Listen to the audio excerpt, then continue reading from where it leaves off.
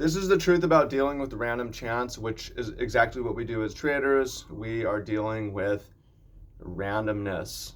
And if you don't understand randomness and how it affects our brains and how it affects our psychology, and what it means for us, then you'll probably have a bad time trading, as a lot of people do have a bad time trading. So, by the way, welcome in, much love, Trav here.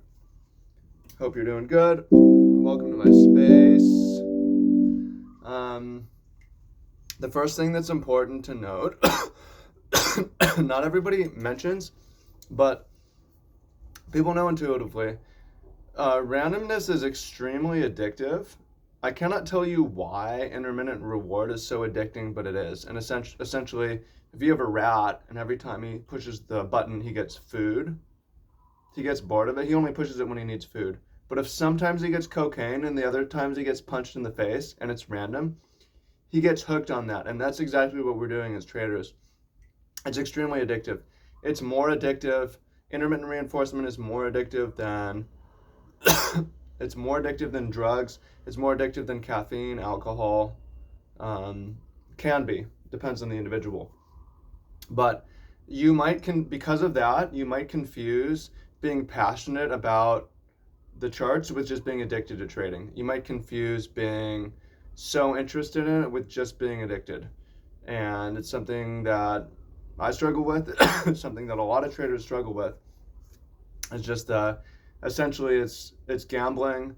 The only difference between trading and gambling, I would say, is trading it's possible to have a huge edge and make a big living. And that might be true of gambling depending on how you define it, but I mean, the difference between trading and roulette is it's possible to be a winner, but at the same time, many people are losers and trade worse than random. So another thing that's interesting to know about randomness is that in order to be successful, you have to step away from individual occurrences and look at samples and what happens over time. It's easy to think when something doesn't go right that you should have done the other thing, but you really have to go and look at the sample. And what I mean by this is there's so many times where it's like, I should have taken profit, and it came all the way back. But then at the other time, it's like, oh man, I shouldn't have taken profit. I should have let it. I should have let it run. You can't have both, right? It cannot be you should have taken profit this time, and the other time you should have let it run. No, that is the nature of randomness. You don't know, so you have to. If you always keep changing your behavior to try to align with the last thing that happened, it's not going to work for you. You have to figure out what you should do all the time, or figure out what you should do most of the time and do that all the time, and not try to guess which time it's going to work, which time it's not going to work. And that's what developing a trading system is. It's about freeing yourself from the randomness of trading, where there's still going to be random results, but there's not going to be random behaviors. So what's terrible about trading is when you're stuck in doing random behaviors. You want to free yourself from that. So it's hard to do, it's hard to give up, but this is why I always preach system trading. It's can save you from the addiction of the charts and allow you to go live some kind of life outside of the charts, doing whatever it is that you want to do, give you more time to be more productive and live a more enriching life.